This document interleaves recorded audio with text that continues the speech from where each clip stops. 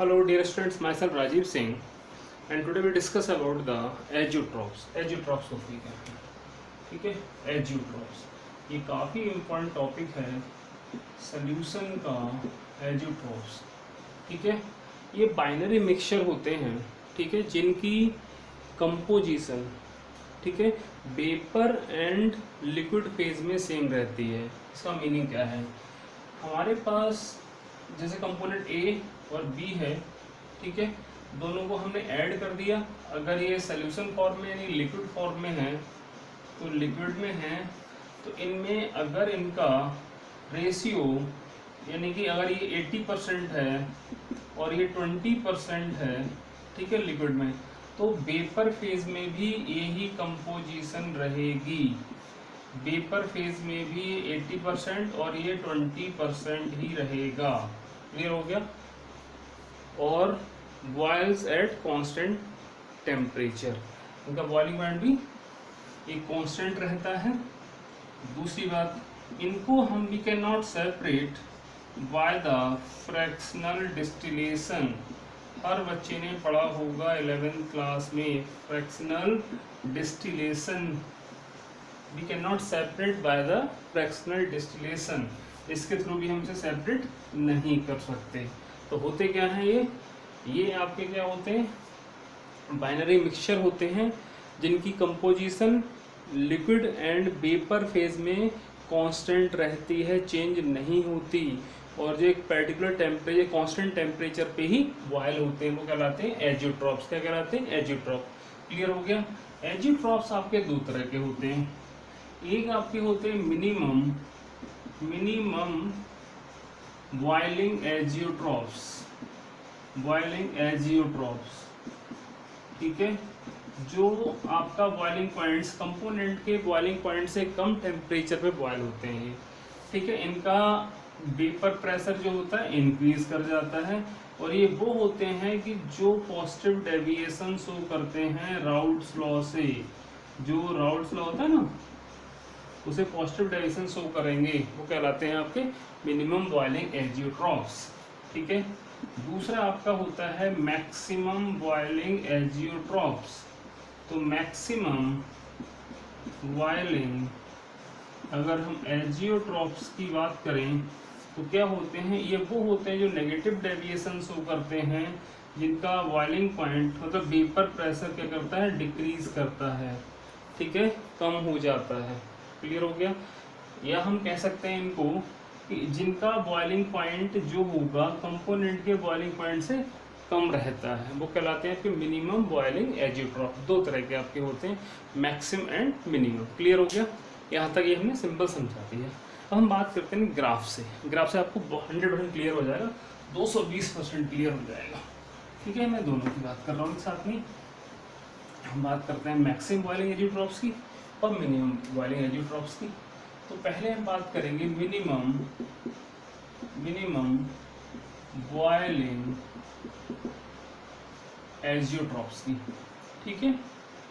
Azeotropes की बात करते हैं ठीक है। इसमें ग्राफ प्लॉट करते हैं।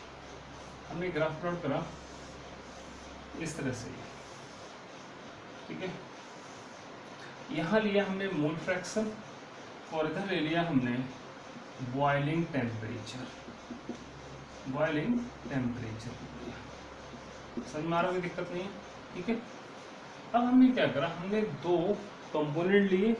कौन कौन से लिए, एक हमने सिंपल सा एग्जांपल लेते हैं, हम लेते हैं C2H5OH और विथ वाटर।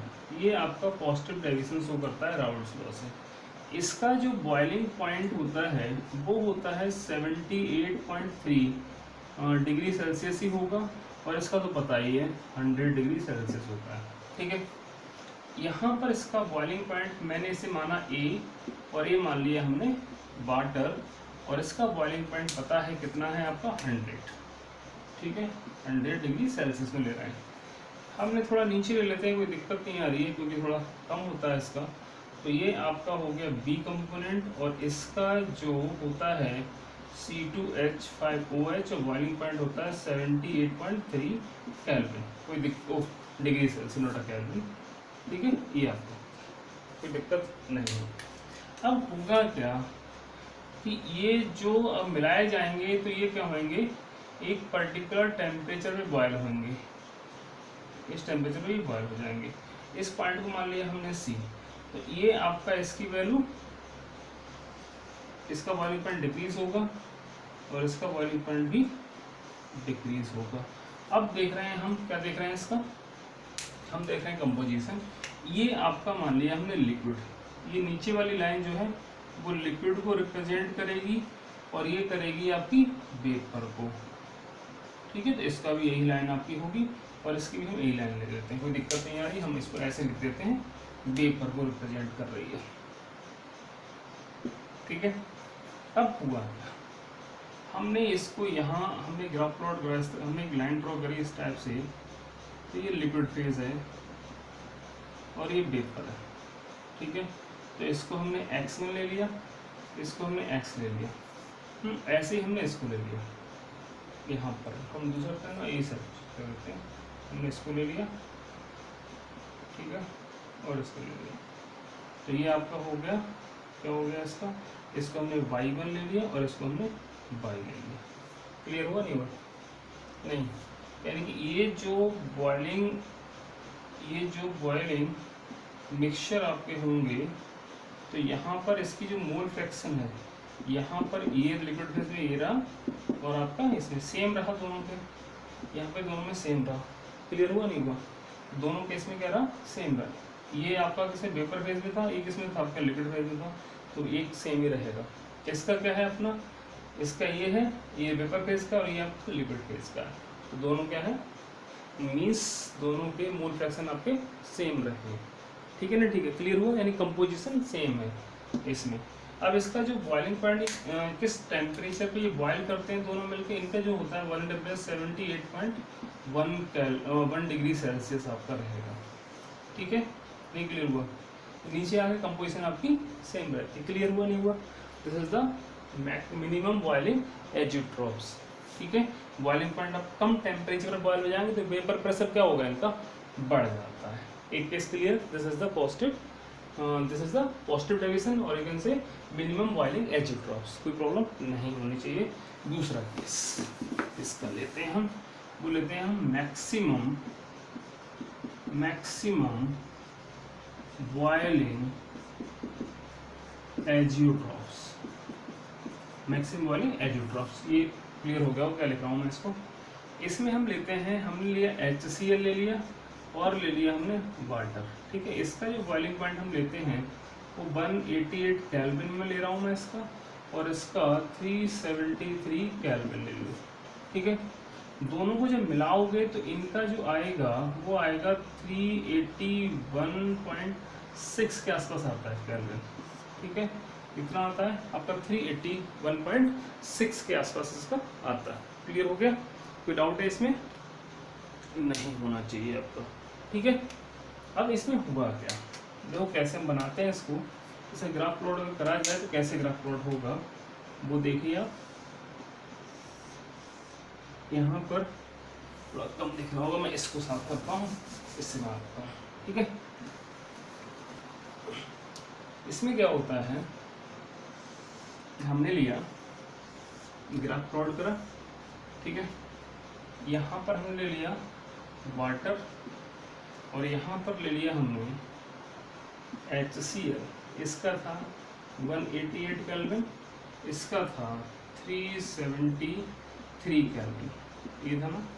अब यहाँ पर क्या हुआ, थोड़ा ग्राफ इस तरह से बनाते हैं, इस टाइप से बढ़ रहा है ना, ये हो गया और इसका आपका ये ऐसे बनाती है, ठीक है, ज़्यादा बढ़ेगा। वही केस सेम केस लेते हैं, इसका भी ऐसे ही। ये पॉइंट हमने ले लिया A और ये ले लिया हमने B और ये ले लिया हमने C, ठीक है। तो ये आपका कांस्टेंट मिक्सचर बन रहा है, यानी कि यहाँ पर बनेगा आपका, यहाँ पर जो टेम्परेचर इसका निकल के आता है वो आता है आपका 381.6 केल्विन, ठीक है। तो क्या है, बॉइलिंग पॉइंट ऊपर बढ़ गया है। अब देखते हैं कंपोजिशन के हिसाब से अगर देखें इसको तो क्या है, ऊपर वाला वेपर है, ठीक है, ये आ गया, और नीचे वाला क्या है आपका, लिक्विड है, तो कंपोजिशन क्या रहती है इनकी, सेम रहती है। ठीक है, तो ये आपका भाई मान लो इसको भी, इसको x मान लो, इसको x1 मान लो, इसको x मान लो, इसको y मान लो, इसको y1 मान लो, कोई दिक्कत नहीं है। क्लियर हुआ नहीं हुआ? तो ये कहलाते हैं आपके, क्या कहलाते हैं, कांस्टेंट बॉइलिंग मिक्सचर कहलाएंगे। ठीक है, तो इसमें क्या बॉइलिंग पॉइंट क्या हो रहा, बढ़ रहा है। तो ये इतना हो गया, इसका इतना था। This is the azeotrope. बड़ा सिंपल है, आप कर सकते हो। ठीक, थैंक यू।